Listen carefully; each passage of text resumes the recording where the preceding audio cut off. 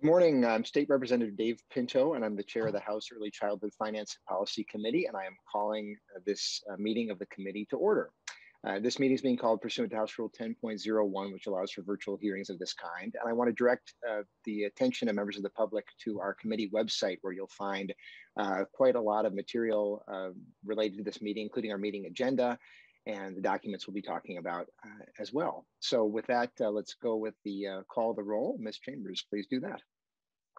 Representative Pinto, Chair. Present. Representative Pryor, Vice Chair. Present. Representative Franson. Representative Bennett. Representative Bennett is having some technical issues. She said that she's trying to connect now. Yeah. Representative Bolden. Present. Representative Daniels.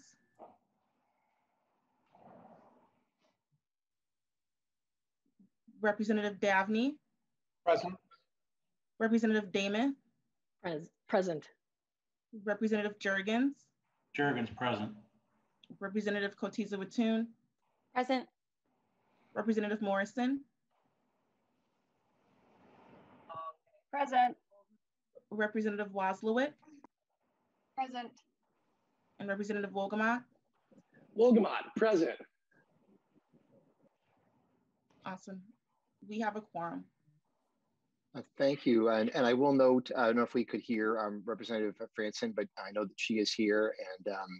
And as was noted, Representative Bennett was trying to get in as well. So I think we have pretty much everybody. So thank you so much, members. And so we do have a set of minutes for review. And Representative Pryor, if you could please move approval of the minutes for our February 16th meeting.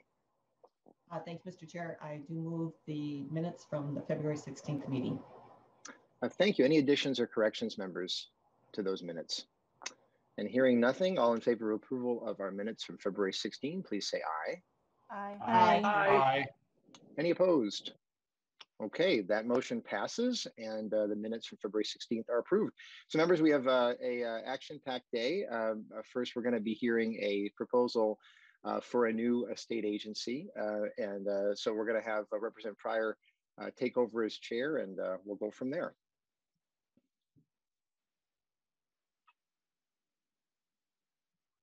Oops. If she can get unmuted. Moments. Thank you. Now I am unmuted. Thank you. All right. Thank you, Mr. Chair. Our next item on the agenda is House File 1024. Chair Pinto, would you like to move your bill? Thank you, Madam Chair. I move that House File 1024 be referred to the Education Finance Committee. So moved. Chair Pinto, please present your bill. Thank you, Madam Chair. So members, we have spent the last month hearing a series of presentations kind of laying the foundation for our work in this committee. And in those presentations, we've seen how critical the earliest years are. And I hope that members will agree at this point that there's really nothing more important that we do as a society than get those earliest years right. Once we do that, that's the foundation for everything else that follows. We've also heard about then a series of programs that state government oversees that are intended to support that process. And we've heard about those programs being in a wide variety of places throughout agencies. I've been studying this for a number of years, and I will admit that even I have been dizzied a little bit by just the sheer variety and the locations of programs all over. And so what the proposal in front of you today is to have a department that is dedicated to this extremely important societal goal and making sure that our state is supporting families in their work to make sure that the children get off to that terrific start and are ready for kindergarten and ready to go. Something that really right now we don't have someone in state government who is responsible and accountable and has the authority for that really below the level of the governor and lieutenant governor. So first, members, we're going to be hearing from a couple of national experts talking about how this is working in other states and a distinct trend towards this, and talking about the proposal, and then get into some of the details. So my first testifier then is from the National Conference of State Legislatures, Allison May, if she can speak with us, Madam Chair. Thank you, Chair Pinto. Excuse me. Welcome to the committee. Ms. May, would you please state your name again for the record and proceed with your testimony and presentation?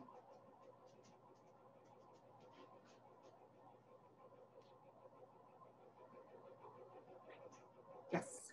Thank you, Chair Pinto. Good morning, committee members. My name is Allison May, and I'm an Early Care and Education Policy Associate at the National Conference of State Legislatures, or NCSL for short. During my few minutes with you, I'd like to share a bit about what NCSL does, then focus in on my work related to early childhood, including tracking early childhood governance action, and then just share some highlights and overviews of some of the legislative activity we've been seeing. I'll be happy to answer your questions. If I'm unable to provide an answer today, I could do the necessary research and connect early next week. So the National Conference of State Legislatures is the country's most trusted bipartisan organization, serving legislators and staff for more than 40 years. We promote policy innovation, create opportunities for lawmakers to share knowledge, and ensure that state legislatures have a strong and cohesive voice at the federal level. NCSL is the only organization that serves all 7,383 legislators and the some 25,000 legislative staff. And notably, we track more than 1,400 different policy areas. So some really big and broad things, some very narrow focused topics as well. And in a typical year, we host more than 100 policy-oriented meetings. So my work in the Early Care and Education Project falls within our Children and Families, or Human Services program. And my focus is policy that's related from the prenatal period through pre-kindergarten. So one of our big things we do is track legislation in a whole host of early childhood issue areas, ranging from pre-kindergarten, childcare, home visiting, and early childhood governance. All that information is available on the web, including links to the bill text. And then annually, we summarize and produce a report of major enactments. 2020 will be out in about a week. Our writing comes in the forms of policy briefs, reports, web pages on a whole host of topics, and these are a few of the more recent. And then related to convenings, we host them with frequency. And for the legislators and staff on the line, I'd invite you to register for the State Policy 101. We're hosting every Friday in February. Tomorrow, I'm going to be exploring paid leave. And then next week, we're talking about early childhood more broadly. So as we drill down and start to think about early childhood governances, there are really three primary approaches that states look at: create, consolidate, collaborate, and coordinate. So let me share a few examples to better explain that. So in the first approach, creating a dedicated early childhood agency, and there are 6 states that have done this. We can look to Alabama, Washington, and then Chair Pinto's House File 1024. So the Alabama Department of Early Childhood Education was created as an executive department of state government, replacing the Department of Children's Affairs. The reason: to effectively oversee programs and to support children in Alabama. The department has 4 offices that guide the state's early childhood priorities.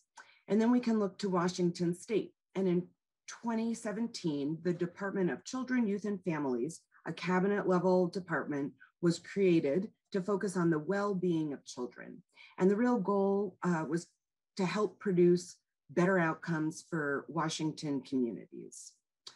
Other states that have gone in this direction include Connecticut, Georgia, Massachusetts, and New Mexico. As we move to the next item, consolidate, there are 12 states and the District of Columbia that have consolidated several agencies or programs into one entity that oversees multiple components. An example we can look to is Maryland. And in 2005, all early childhood programs were moved to the newly created Division of Early Childhood, which is housed within the Maryland Department of Education.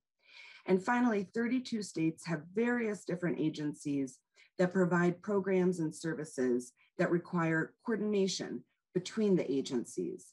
A quick example would be the Pennsylvania Office of Child Development and Early Learning. This is overseen jointly by Departments of Human Services and Education and was created in 2006. And then a second and more recent example is Delaware, where they consolidated the Office of Child Care Licensing into the Office of Early Learning within the Department of Education.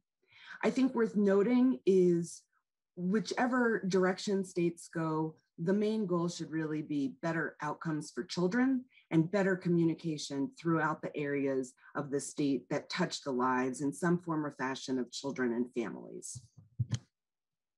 So as we start to look a little more specifically at legislative action, I want to mention that when I am saying early childhood governance, I'm talking about legislative action NCSL has flagged in our database, and it includes legislation relating to advisory councils and boards, study committees, and systems. So this is a bit broader than Chair Pinto's new Bill 1024. Of course, legislative activity to establish a department would be included in this area. An additional note, we do find often that legislation might fit in more than one location. So a bill might be tagged in governance, but also childcare or pre-kindergarten as an example. I don't want to say much about the stats on here. I do want to point out two examples from 2019. So in 2019, Maine introduced Senate Bill 513, which if enacted, would have created the Department of Early Care and Learning. They did, however, have some other legislative activity that was enacted that year. The other big story from 2019 was Senate Bill 22 in the land of enchantment or New Mexico. This bill created and established the Early Childhood Education and Care Department, which officially launched this past summer. The legislation created a transfer of early childhood related functions of other state agencies to the department. Excuse me. And through, though 2020 was a unique year, we continue to see legislators grapple with infrastructure and the administration of programs that serve young children and their families. So this map shows the action that we tracked last year. There were a total of 49 bills from 18 different states on this topic. And then there were 6 states that passed a total of 10 bills, altering the governance of early childhood programs. Likely your eyes are noticing that the states highlighted really do represent both red states, blue states, and purple states. I will just pick out one thing. Arguably in 2020, the Virginia legislature made the most sweeping changes with the creation of a new office of the Children's Ombudsman and mandate for a unified early child care education system. And as we take a look at 2021, almost all states are back in session now. A few have already begun introducing governance-related legislation. I can share anecdotally that a handful of states, both more conservative and more liberal, are currently discussing early childhood governance issues. Session's fairly early on in many states, though I haven't spotted legislation to create an own department similar to Representative Pinto's. But there are a handful of states that are introducing and enacting, and then in Missouri, we have an executive order to consolidate some programs. And then a final few thoughts that I do want to share with you all. We do know that early childhood receives very strong support from Republicans, independents, and Democrats alike. We also know that both red, blue, and purple states are currently engaging in conversations around early childhood governance. So the current introduced legislation here in Minnesota aligns with how other states have worked to tackle and amend their governance system. So creating new departments has been shown to be effective in other states. And if enacted, having the appropriate timeline to implement, along with all the key stakeholders as part of the conversation, will certainly be key to your success. I've noted just 3 external resources, including Elliot's report, who we'll hear more from momentarily. I'll flag that the first and last bullet points there also include state profiles, so you can really dig into Minnesota specific along with neighboring states, which is sometimes interesting. So in closing, happy to take any of your questions. Thank you for the opportunity, and legislators, please remember NCSL is here to support you, so do feel free to call on us.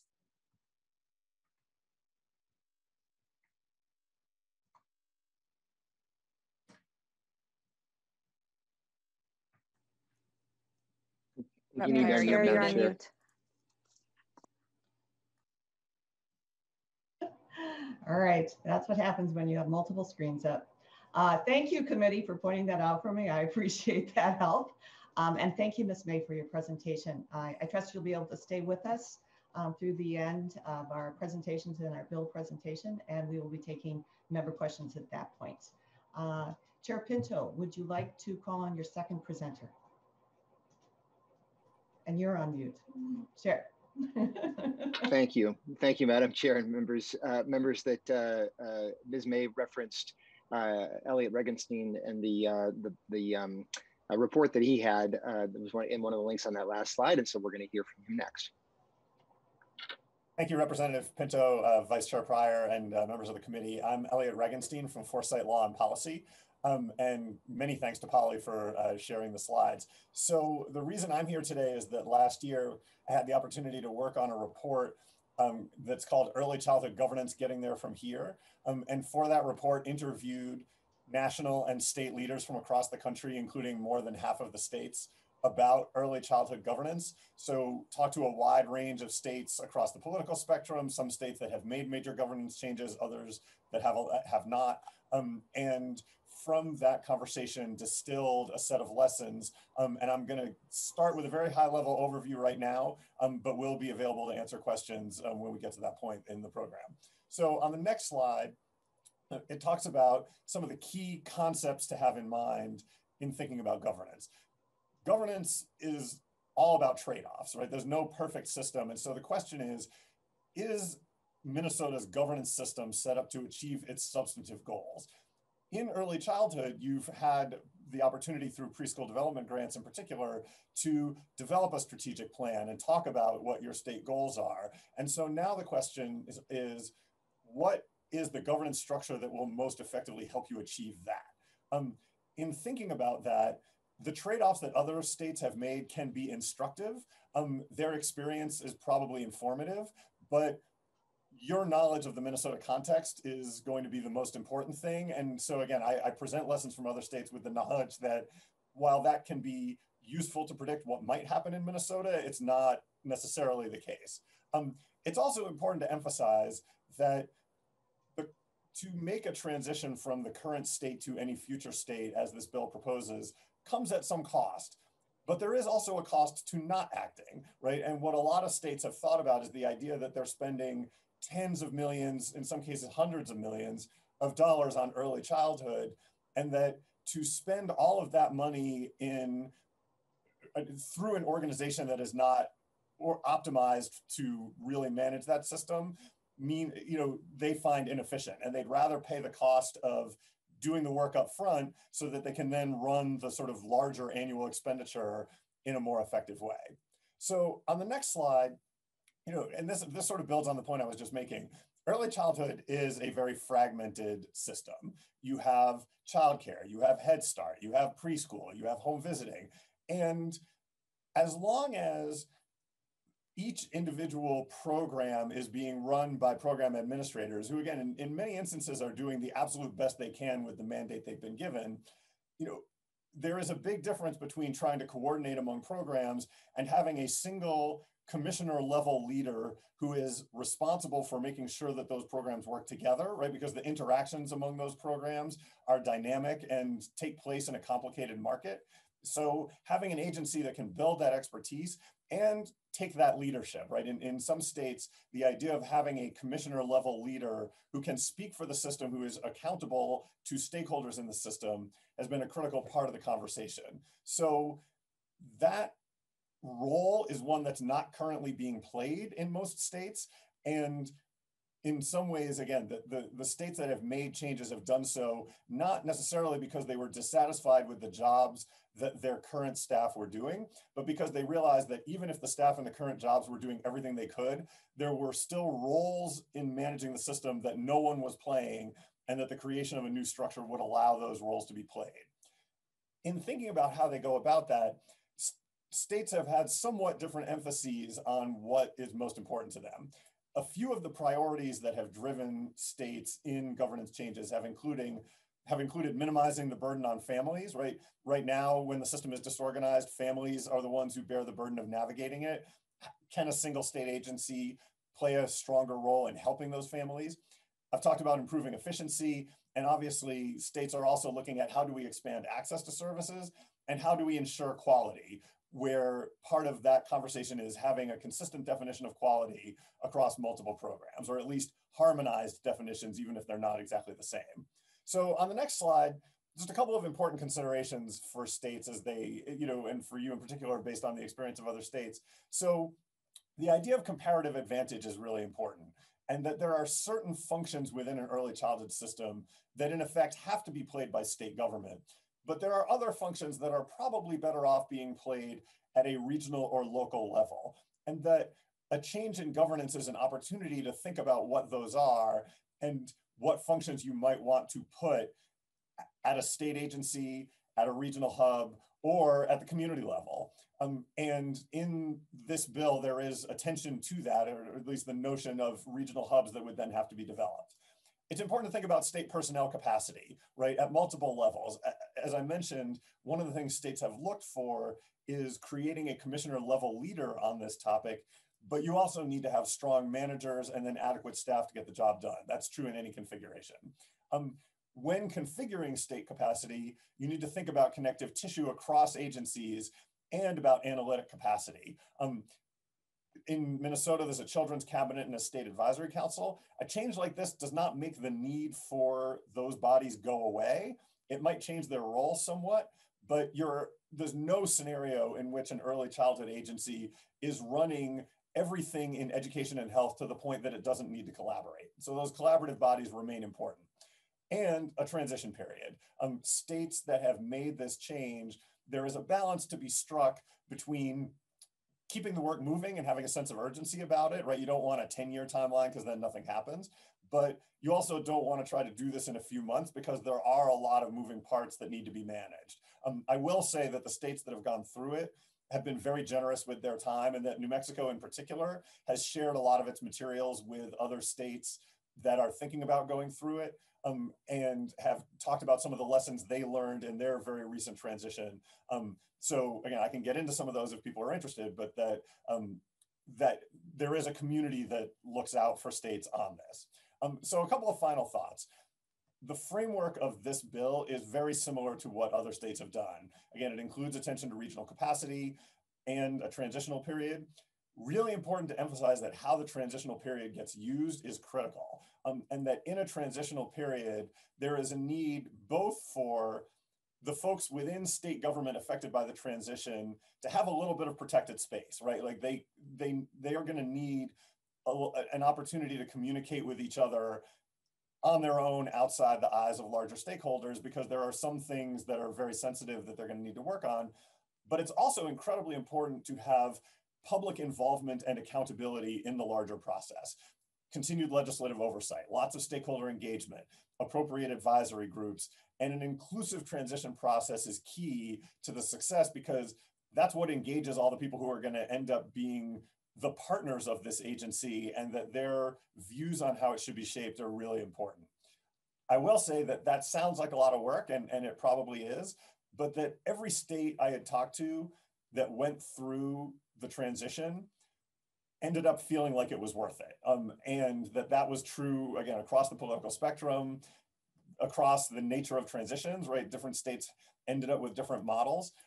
Washington's actually an interesting case because they created a Department of Early Learning more than a decade ago, felt like they kind of botched the landing, right? That they had done a pretty bad job of getting it set up. But eventually the agency found its land legs and then when they created the Department of Children, Youth and Families, they were building on that platform from years earlier.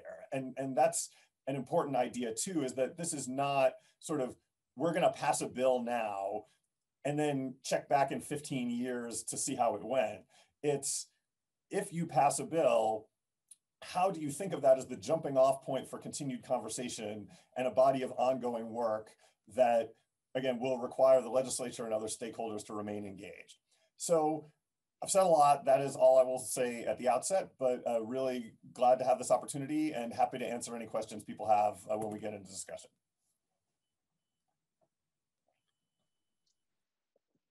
Thank you, Mr. Regenstein. At this point, members, if you have questions for Chair Pinto or for our testifiers, please raise your hand and we'll call on you. Madam Chair. Yes. Yes, Chair. I just a few other remarks to lead into those questions, if that's okay. I just want to make sure the members are aware that our state has actually been studying this for coming up on 10 years now. There was a 2011 report from a legislatively mandated task force that called for the creation of a dedicated agency. The call at that point was for an office, supposed to be the equivalent of the Office of Higher Education, but it would similarly combine programs into one dedicated separate state agency. So we've been studying this for a number of years, and there was very strong support in that proposal for this. And I want to note the letters of support that are on our committee website, and urge members of the public and members of the committee, of course, to take a look at them. They include a link to that 2011 task force report. I want to make sure that that members are just aware briefly of the content of the bill, because it is pretty simple. There's the summary, two-page summary on the committee website, which indicates that what the proposal is to pull programs from relating to home visiting from the Department of Health, relating to early care and learning, Departments of Human Services and Department of Education.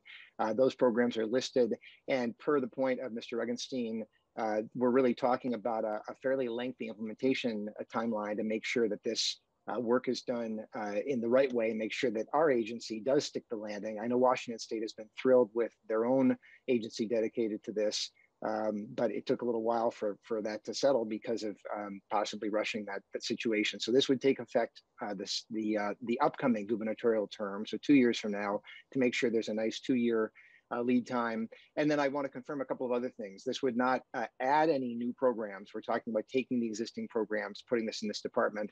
But if you think about the 3 options that were laid out by Ms. May of coordinating programs, consolidating inside of one of the existing agencies, or having a new agency, it seems that there's a real advantage rather than, if you think about some of the disadvantages explained in coordinating among different places, that has some real challenges. You could imagine putting them, combining programs into one of our existing departments, but putting all the programs in the Department of Human Services or all the Department of Education. There are some challenges there we can talk about if folks are interested.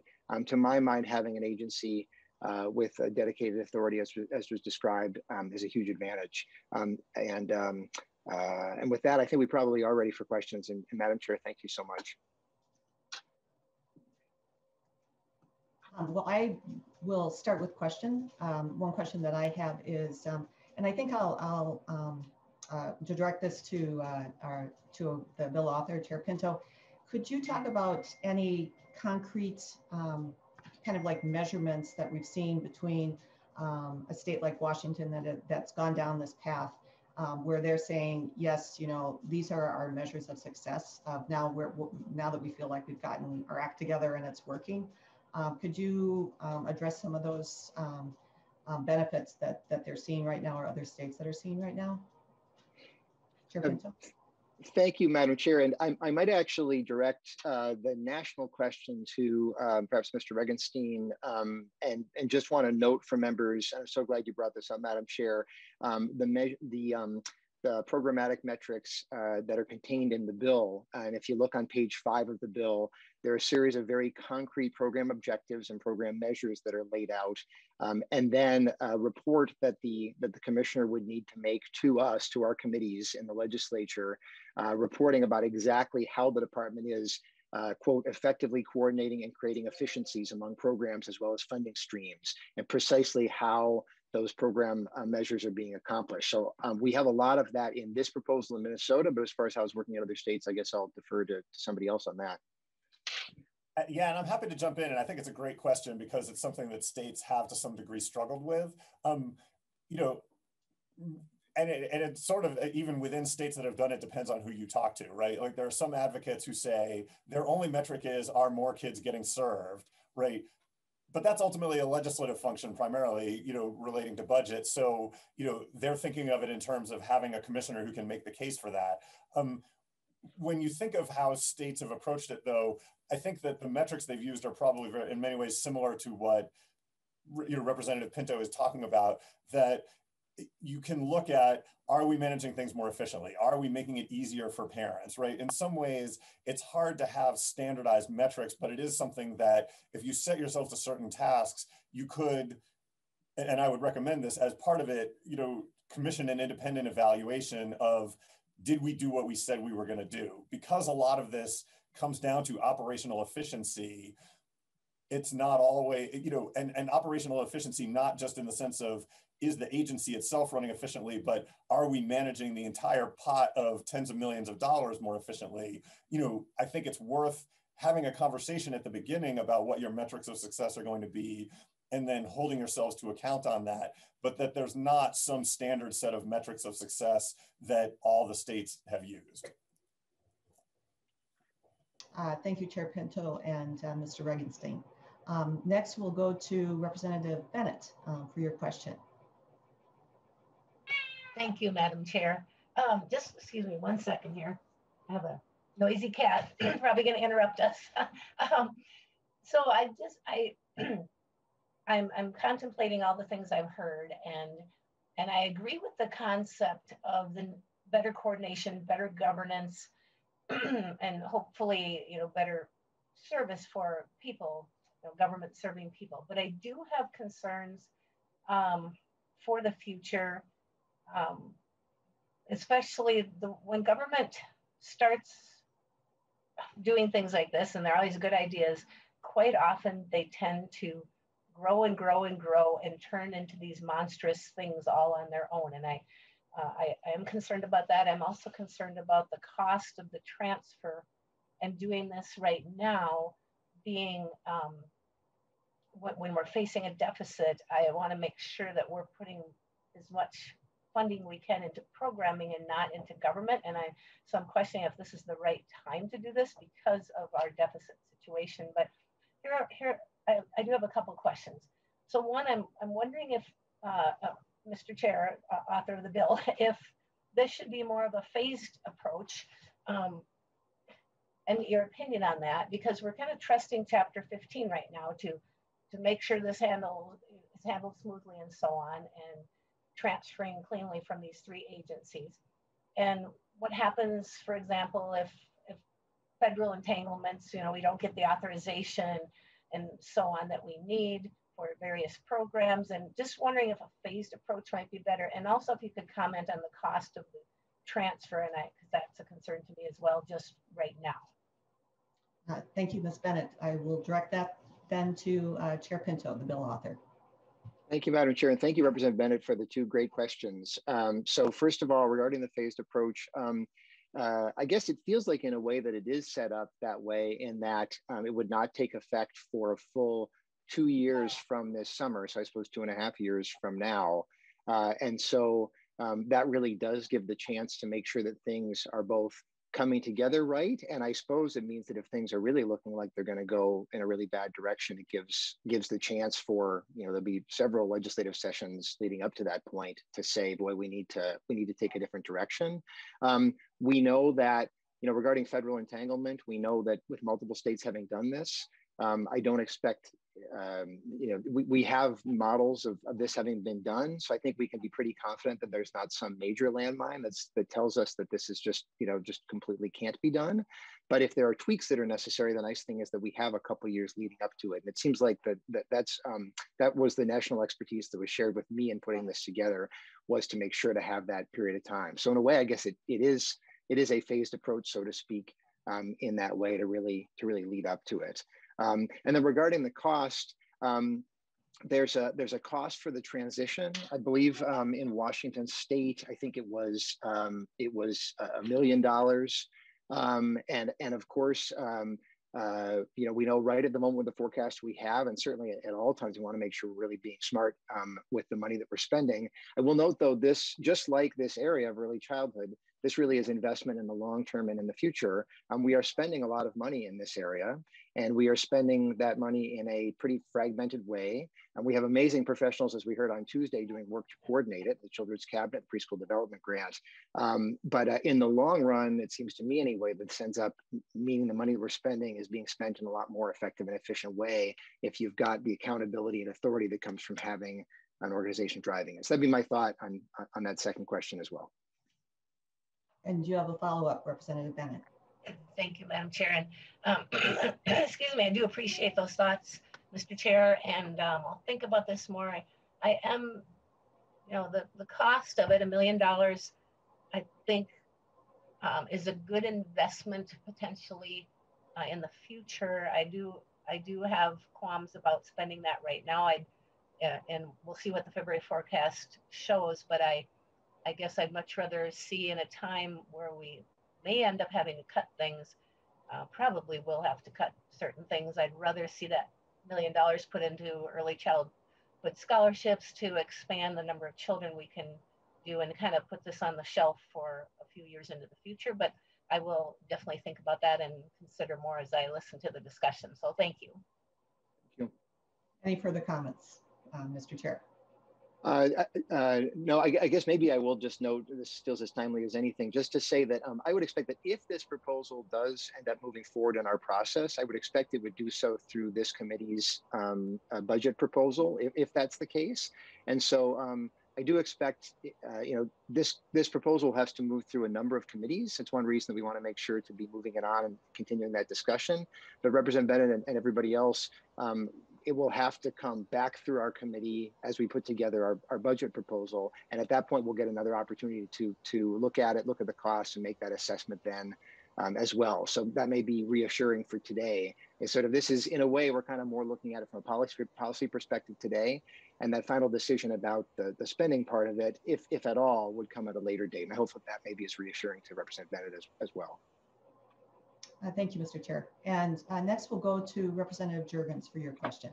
Thank you, Madam Chair. And Chair Pinto, this is it's a bold undertaking. You and I have talked about it, and I appreciate the goals to make these programs more efficient, perhaps reduce or eliminate duplication of efforts. I do have concerns. I know that the goal is that there would be, that this isn't a growing government, that it would be a transfer of resources, transfer of employees, transfer of programs.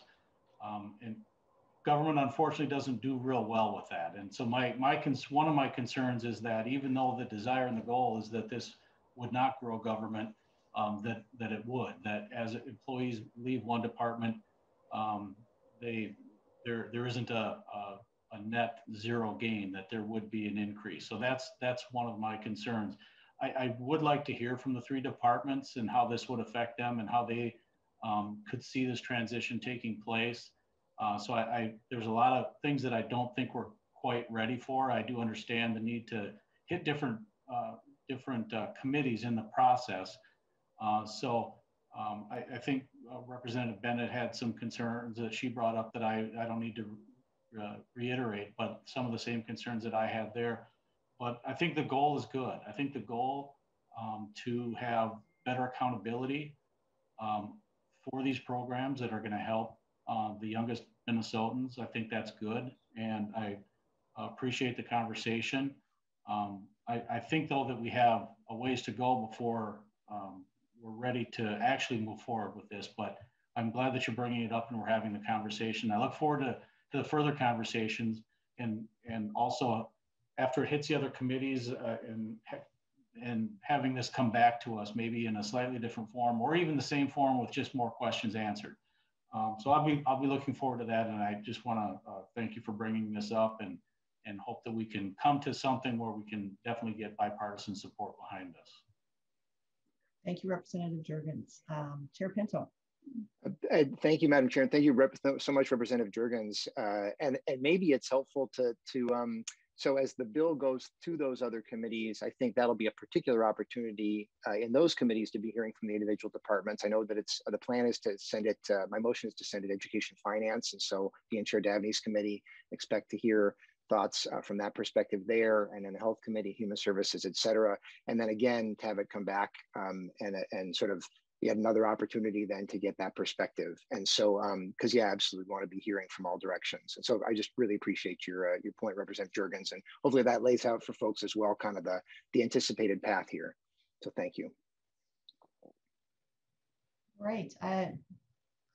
Oh, yes. Now we see another question. Representative Wazlawik, your question or comment. Thank you, Madam Chair. Not a question, just a comment. I'm really glad to see this proposal come forward. I think as we've seen from the one presentation we had where they were talking about all of the funding streams and all of the different people and departments and things that are involved in this, it's really complicated for people to understand, and I think it makes it more complicated for families trying to access these programs and services. So I'm glad to see the proposal come forward. You know, I think folks do have some concerns, but I think that it's a good start to the conversation about how we make sure that those programs and resources for our families and our youngest Minnesotans are sort of more accessible and easier to access, and also sort of streamlined in a way that we can hopefully get more folks who are looking for those supports in those programs on board with them, so that we're not sort of struggling to figure out how to put everything together. So appreciate the work that's been done on this, Representative Pinto, and look forward to it moving forward. Thank you, Representative Wazlawik. That's excellent thoughts. And yeah, I will build on that idea is that especially people that are new members of this committee, you probably have felt like there's a steep learning curve because we hear not just from one department, but we hear from multiple departments that all have a significant role to play in this area of early childhood learning. And it's a lot of information because and part of that is because it's fragmented information. And instead of pulling together as one source to say, this is how we address this is how we're doing this. It's everybody's trying to do a little bit of everything in many ways. So I know when I started 3 terms ago, this was an issue then, and it's been an issue every term since then. So I'm appreciative of Chair Pinto's bill that is actually working to bring some resolution and some clarity and some comprehensiveness to this incredibly important work that we're doing. And I see now we also have a question from Representative Kotyza-Witthuhn. Thank you, Madam Chair. And not a question, but just a quick comment. I wanted to say thank you to Chair Pinto for all the work that he's done in this area. And today, I think, when we had the opportunity to hear from NCSL and Ms. May speaking about the different states and different actions that have been taken across the country to kind of move forward. I think, we on this committee, after all the informational hearings that we've had thus far and over the past sessions, we really know that early investment in this part of life can make a dramatic difference, the return on investment. So when we invest in our children, that's going to come back to the state however many times fold, upwards of 10, 18 fold is some of the research that we've seen. But I think that, when we have to consider taking a look and putting in some potential funding up front to make this system better, that's also going to come back to us in the long run. So I appreciate the opportunity to have this discussion and really consider how this may take us forward to a stronger program and just really centralize so many of the important pieces of early childhood here in Minnesota. So thank you very much, Mr. Chair. Thank you, Representative Kotyza-Witthuhn. And I will turn it to the author of the bill, Chair Pinto, for the final word.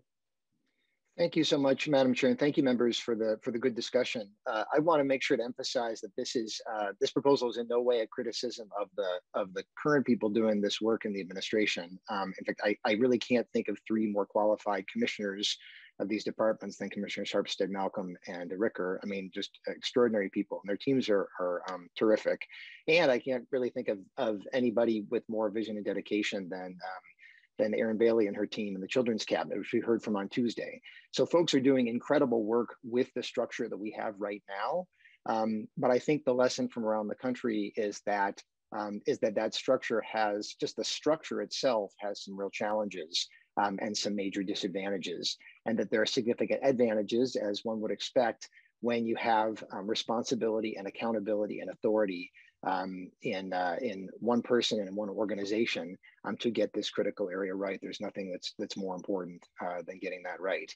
And so this is the trend in the States. This is where Minnesota should be going, in my view. And I really appreciate members' support to move this on to other committees, continue this conversation, and bring it back before our committee in a few weeks as we're considering our budget at that point. But in the meantime, to keep this conversation going. Thank you so much, Madam Chair, again, and to our national presenters. Really appreciate it. Thank you, Chair Pinto. And yes, thank you again to our presenters for the great information that you brought into the committee this morning. So at this point, Chair Pinto renews his motion that House File 1024 be referred to the Education Finance Committee. The clerk will take the roll on this motion.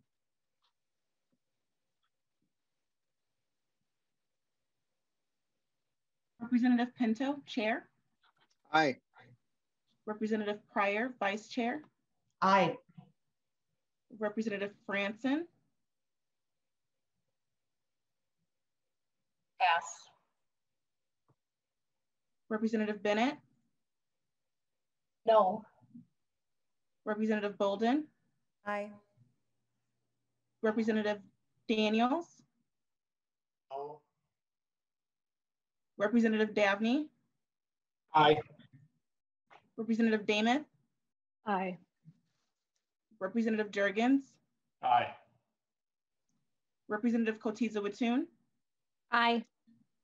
Representative Morrison. Aye. Representative Wazlawik. Aye. And Representative Wolgamott. Wolgamott, aye. Franson, no.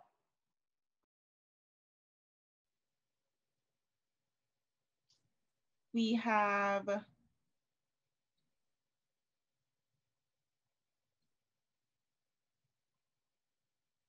four nays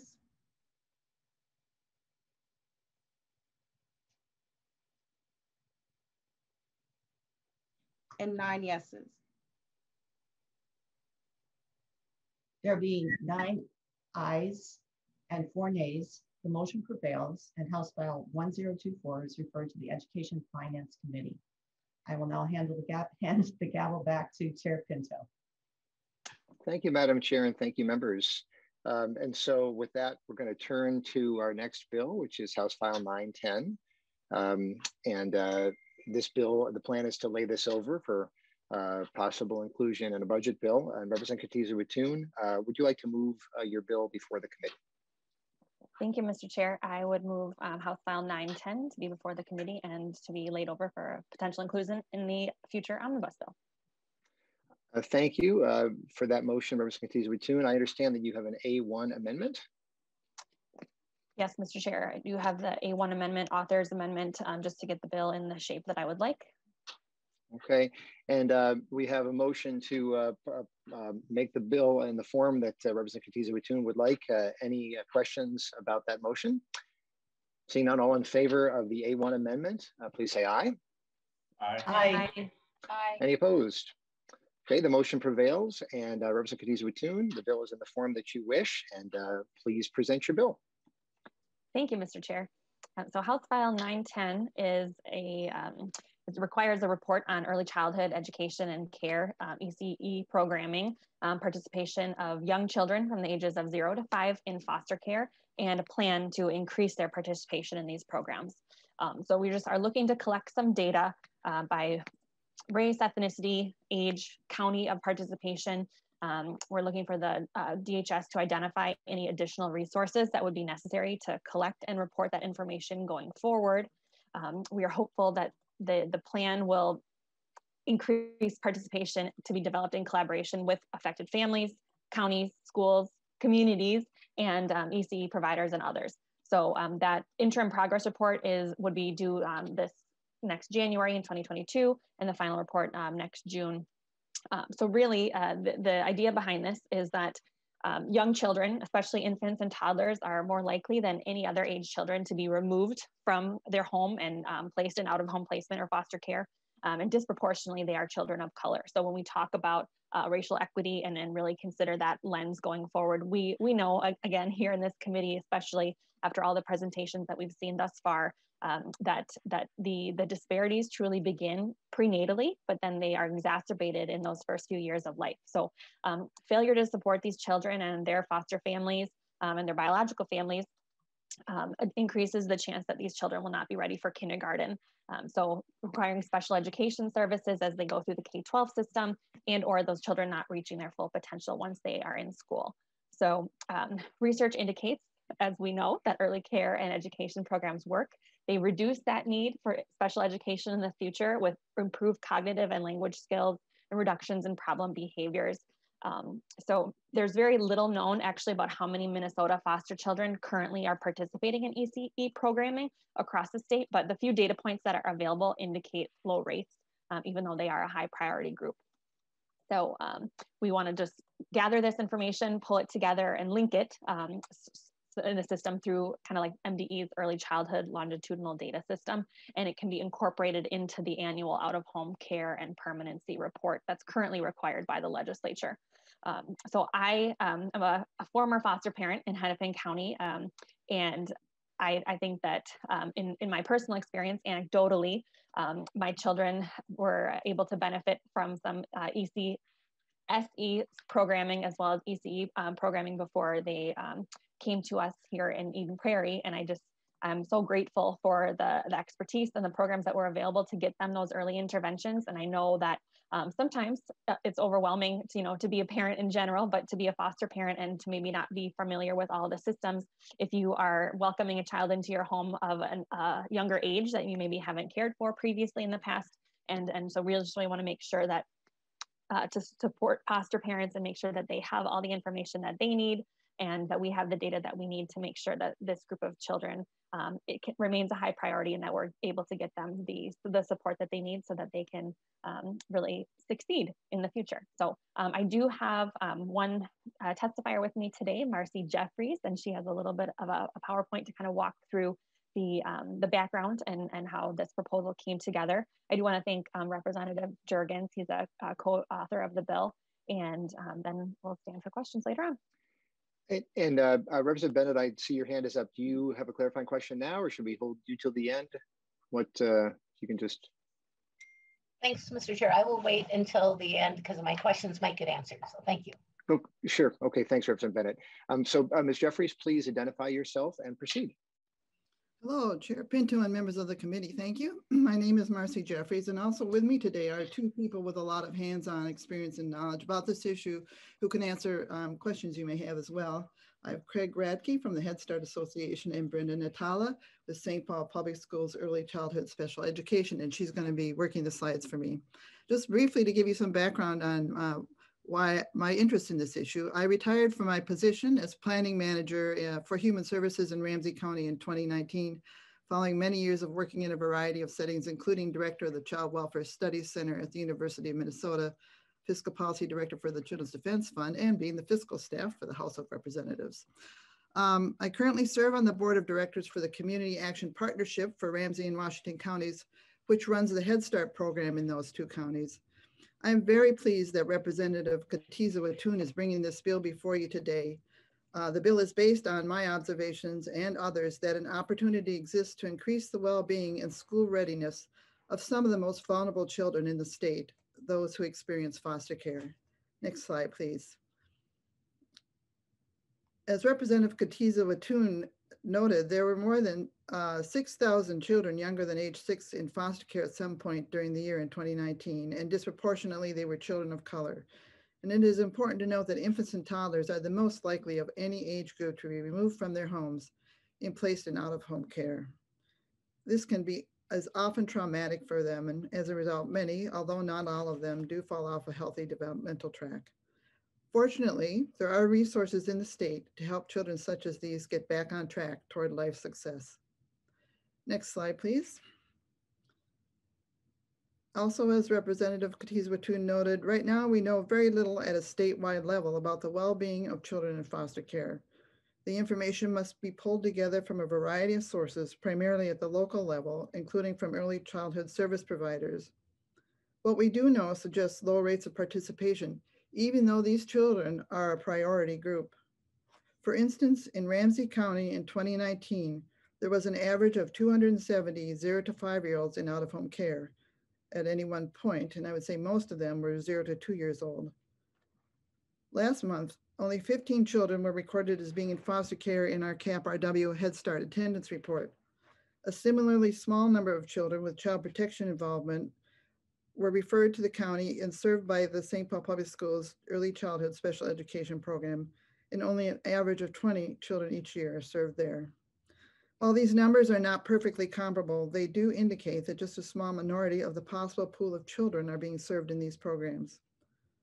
It is important to note that these early childhood education and care providers, along with Ramsey County staff, made significant efforts in recent years to improve these numbers, but challenges persist.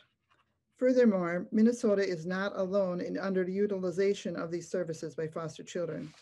This is a nationwide shortcoming.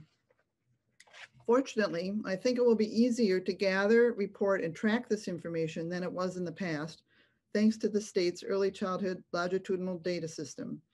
eSLEDS is already beginning to report some information on the early childhood education program participation of kindergartners and families with child protection involvement.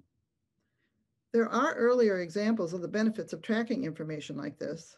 Legislation was enacted several years ago requiring MDE to report on the participation of young homeless children in early childhood special education. Since then, there has been a substantial increase in the number of homeless children served. Next slide, please.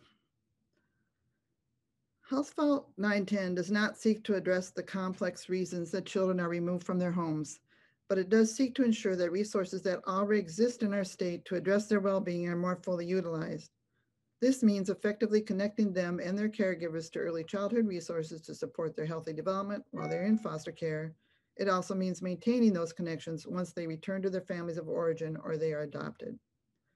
House File 910 requires DHS to work with other state agencies to regularly report on these issues and develop a plan to increase early childhood participation rates. For the plan to be effective, a wide range of voices and perspectives must be included in its development. I know from working on these issues before I retired that developing an effective, workable plan is more complicated than it may seem on the surface. There must be an understanding of the concerns families and their communities have about these programs and issues. The plan must also address state and county administrative issues and specific challenges that county child welfare workers face and providers face. Some potential pathways to increase participation include more support for foster families navigating the early childhood systems, establish protocols and processes for child welfare workers that are backed up in the IT system, checklists for courts to ensure judges inquire about the well-being of children in foster care, more training for foster caregivers and staff on early childhood development, and clear lines of responsibilities for these issues. But those kind of issues and these kind of solutions should be figured out in the course of the plan development. The next slide, please.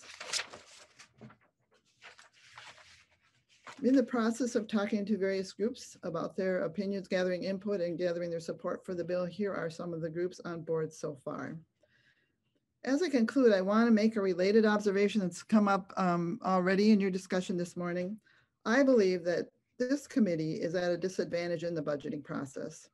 While it is well accepted that early investments like the one proposed here will result in savings down the road that exceed their initial cost, those savings cannot be figured into the net cost of the bill or represented in the fiscal note. Nevertheless, as you are clearly aware, these investments are necessary if the state is going to avoid unnecessary and painful costs in the future. So final slide, please. Again, Craig and Brenda are here to answer questions. They have real hands-on experience and knowledge. I also included some links to some good national articles that provide background, and that's my contact information. So thank you again, Chair Pinto and Representative Kotyza-Witthuhn. Thank you, Ms. Jeffries. Representative Kotyza-Witthuhn, any other testifiers? I think you have a couple folks available for questions, but. Thank you, Mr. Chair. I don't think anyone else is planning to speak independently, but if there is a question that they can help out with, they're on call. Okay, let's go to Representative Bennett's question then. If she looks like she does still have one. Representative Bennett. Yeah, thank you, Mr. Chair. And Representative Kotyza-Witthuhn, thanks for bringing this forward. I have no problem having this data collected. I think knowledge is good, but I do wonder, or I have a question about what will be done with the data. So I know there are a number of stay-at-home foster parents, and what I'm wondering is if, will a foster child's non-participation in a formal early childhood program be looked on in a negative light, you know, after this data is collected, and could it be a negative mark, I don't know what you would call them, against foster parents, or a future negative mark? Just wondering how this is going to be looked upon. I want to make sure that we, you know, embrace our stay-at-home parents as well, who are caring for their children at home, and not, you know, negatively judge them for that, because that can be also a very rich environment for a child. So just wondering about that. Representative Kotyza-Witthuhn. Thank you, Mr. Chair, and thank you, Representative Bennett, for that question. I think it is really important, and we know that many families who are able to have one parent stay home can, you know, give such a enriching childhood start to their kids, and parents are our children's first and best teacher. Outside the legislature right now, I'm actually a stay-at-home parent, so that issue is near and dear to my heart, and I think that it is really important that we consider that. It's certainly not my intention to as the data comes available to us, that it would be looked upon negatively if parents are choosing to keep their children at home. And I think just in the conversation, we'd like to get an overarching idea of the participation. So then if it's due to a lack of information or a lack of accessibility, then we get that information to those foster parents, not certainly that they would be required to go forward with participation. Representative Bennett? Thank you, Mr. Chair, and thank you, Representative Kotyza-Witthuhn. That is wonderful, and I'm glad that's kind of on the record that that's not the intention. And I don't know if there's a way to add that to the bill, or if that's even appropriate, but I think making sure that our intention is not to judge, but rather to collect data and encourage, you know, if participation is desired, get that information out to these foster parents. So appreciate that. I'm just wondering if there are any of the foster parent advocacy groups as part of this Zoom that could comment on this, or are they maybe not on the Zoom? I'm not sure. Do we, maybe Representative Kotyza-Witthuhn, or perhaps our committee administrator can remind me if we have somebody who can answer the question from Representative Bennett. We're going to see what my information is. I don't know that Representative Kotyza-Witthuhn? I don't think we have, thank you, Mr. Chair. I don't think we have anyone online today from Adopt Minnesota or one of the other groups, but we could certainly reach out and try to get some feedback as we go forward.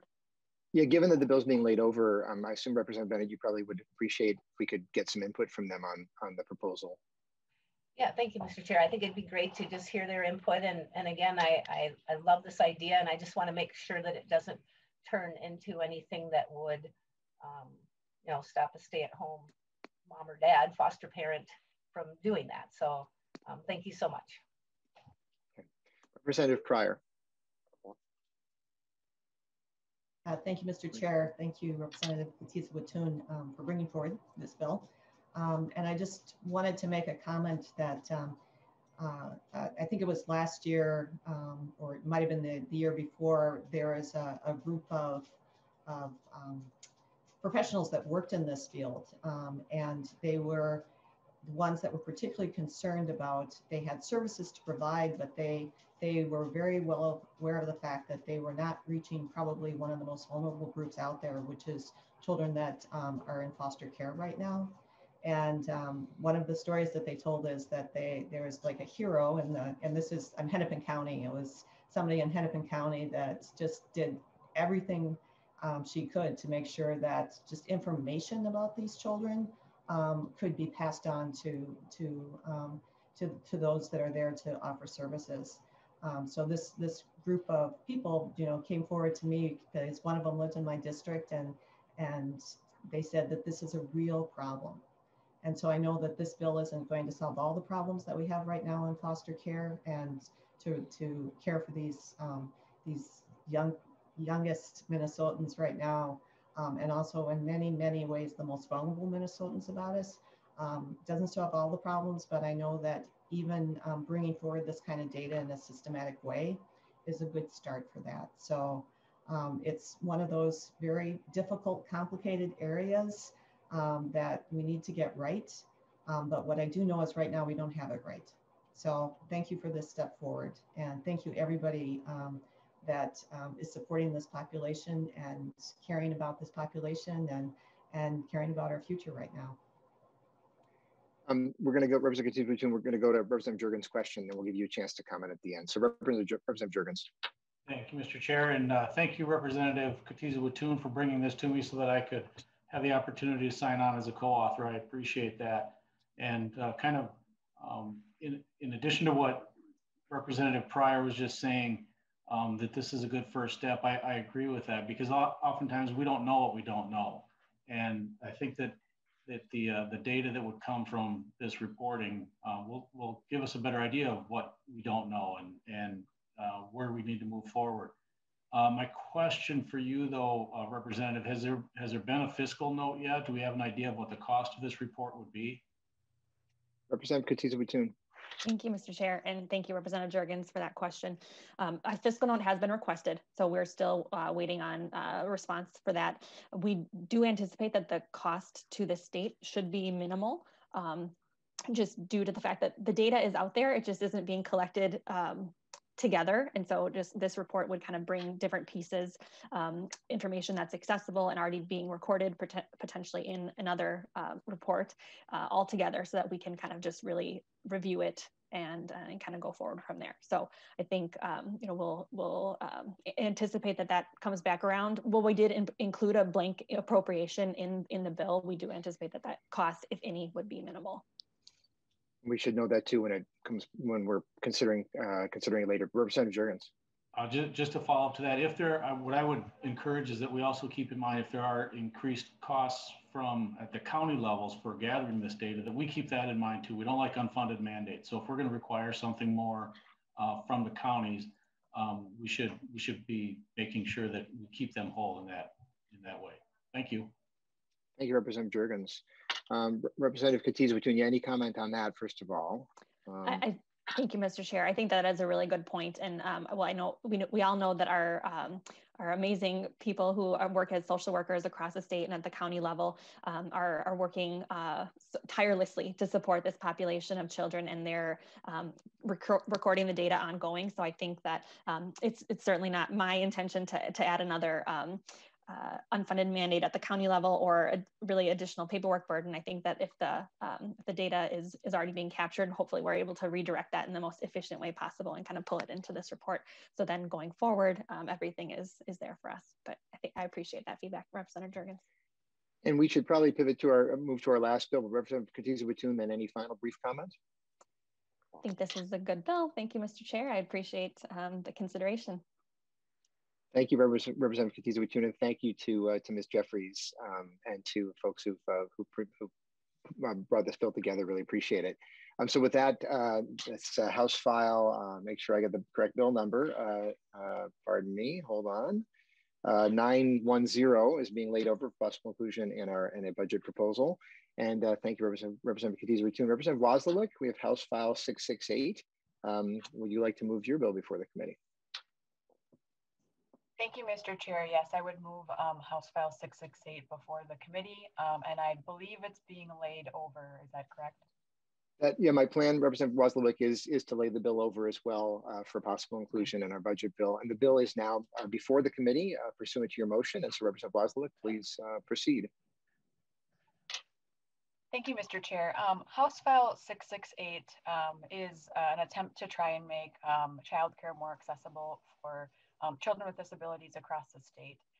As members of the committee know all too well, there is a serious shortage of affordable childcare in our state. and the shortage acutely affects families who have children with disabilities and complex medical needs. We know that without childcare, parents of children with disabilities often leave the workforce, and that this has a larger impact, particularly on mothers of children who often are doing that caregiving at home. We know that childcare providers want to serve children with disabilities, but they don't always have the resources that they need or the training or the knowledge that they need to do that. So this is an attempt to try and get the resources and knowledge to childcare providers so that they can provide those children with care. So House File 668 establishes a 2-year pilot project that would provide grants to counties and tribes to work together to determine what sort of supports childcare providers need in order to serve children with disabilities in inclusive settings.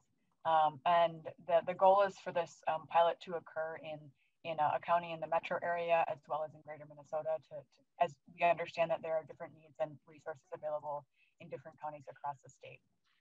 I just want to share an example of, I work in a school-based child care program, and one of the things that we have in our schools, a lot of our schools, is that we have more resources than a lot of, for example, family child care or center-based child care might have.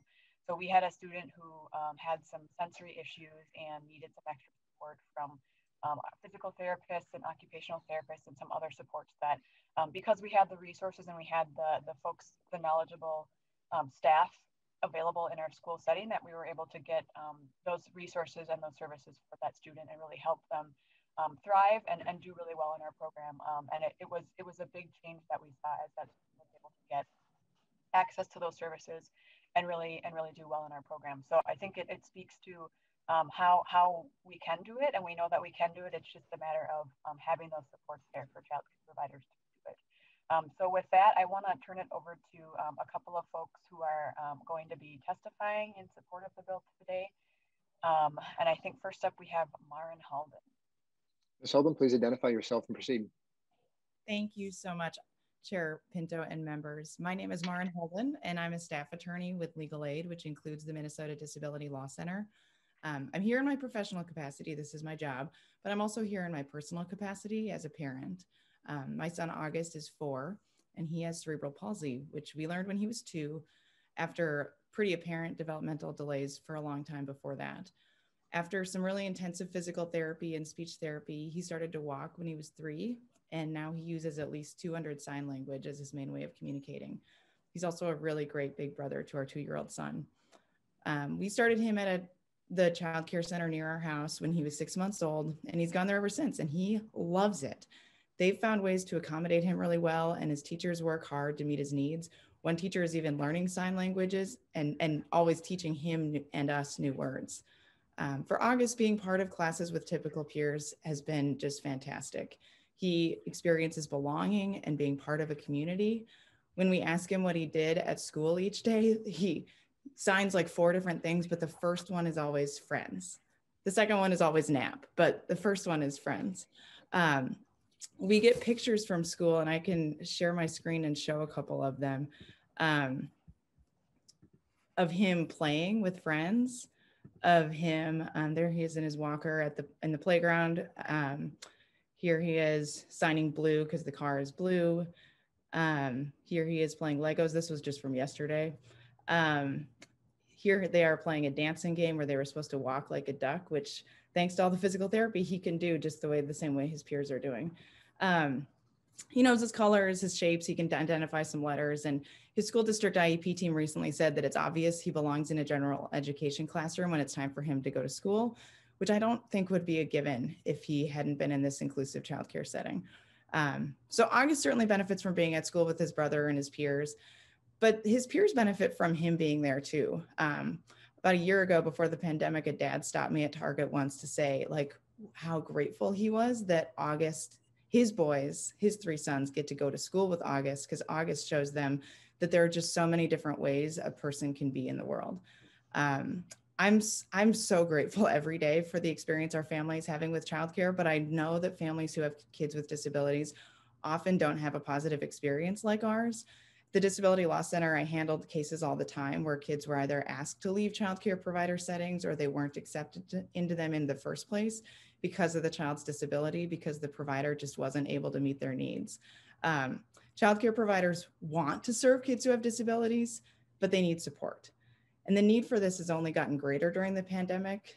As you all know, childcare providers are under even greater stress, and families have even fewer options for childcare.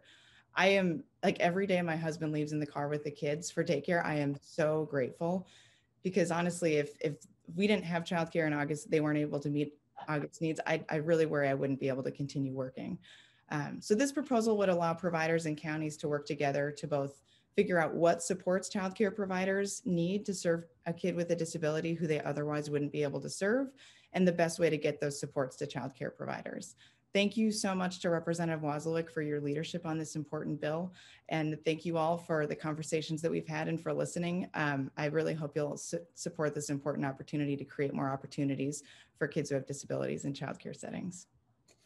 Thank you, Ms. Holden. And I believe Ms. Christensen is up, and if you can identify yourself and proceed. Thank you so much, Chairman Pinto and committee members.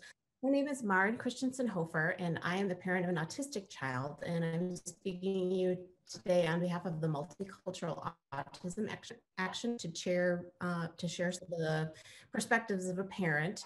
And I'm sad to say that we didn't have the great experience that Maren Holden had. We were one of those families that really struggled. And if I may, I'd like to tell you a little bit about my child. He is a kiddo who has no developmental disabilities or speech delays, but he has a very heightened fight or flight response and a lot of challenges with sensory processing. He does best in an environment that's very calm and quiet and not too overwhelming, which, as I'm sure you're all aware very well, is kind of hard to come by in a childcare setting. So we were overjoyed when we found a small private provider that seemed like it was a good fit for him, and he really did well there. While he was there, he received his autism diagnosis, and immediately upon receipt of that diagnosis, the center told us that they were not able to meet his needs. And to be clear, I don't want to ascribe any ill will on the part of the center, but I think they were just feeling ill prepared to support a child with autism, and they really were unaware of what supports could be provided and what sensory processing difference were. That has just been never part of their training or part of their experience. So they decided that they were not able to support him, and we had to leave. And you can imagine that was pretty devastating for us. We looked for other options, and we weren't able to find anything that would work for him. And that is one of many reasons that I left a professional career in international business development in the medical industry.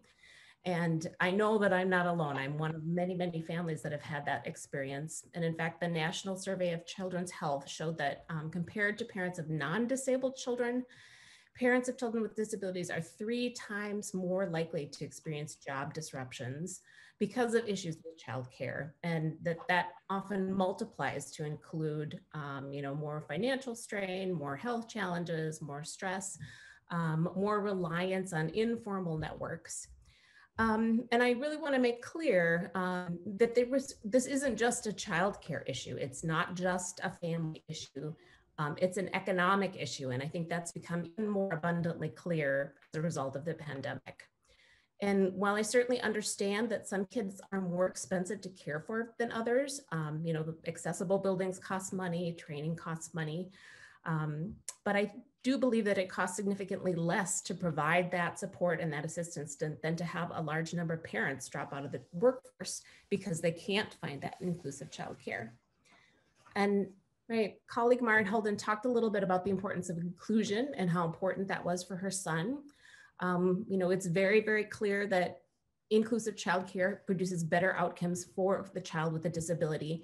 But I want to emphasize that it really plays a great role for the other children in their childcare settings to be surrounded by kids with disabilities, because it gives them an opportunity to learn the value of people with all sorts of abilities from a very early age. We know how important that inclusion is, to send the message that disability is not something to be ashamed of or to be isolated or to be othered.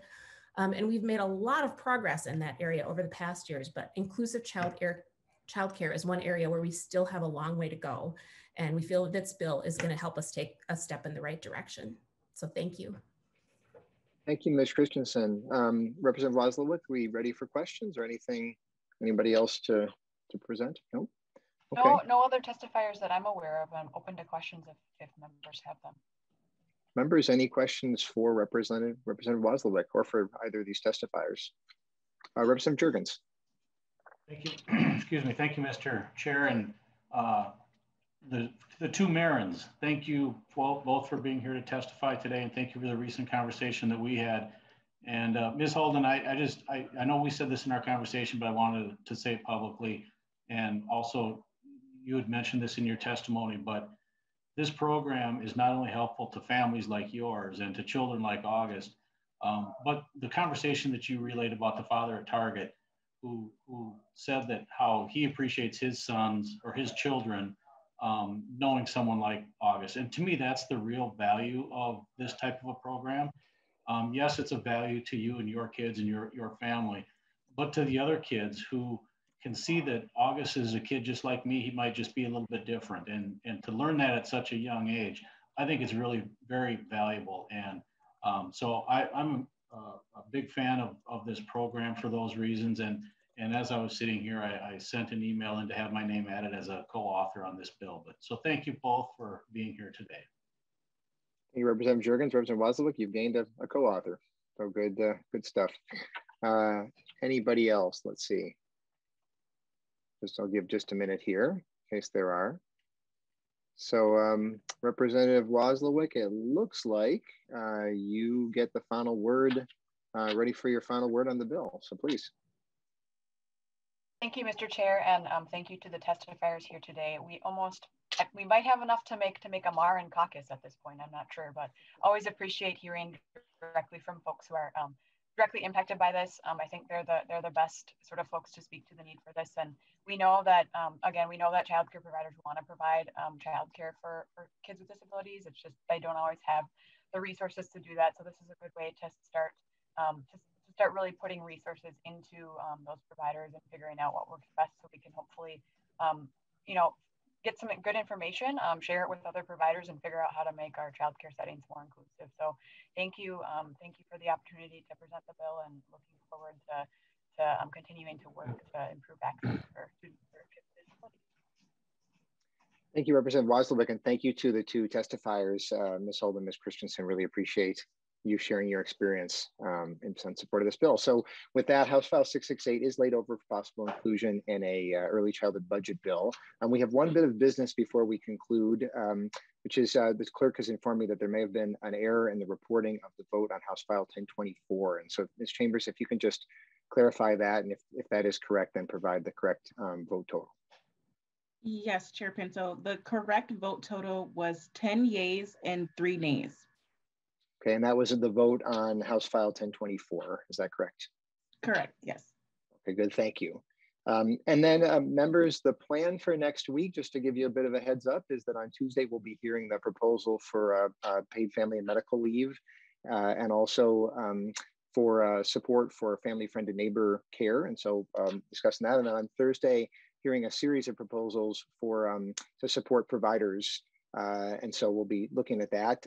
As always, please don't hesitate to reach out to me and continue our conversations. Thank you so much for the rich conversation today. And with that, our meeting is adjourned. Thanks so much.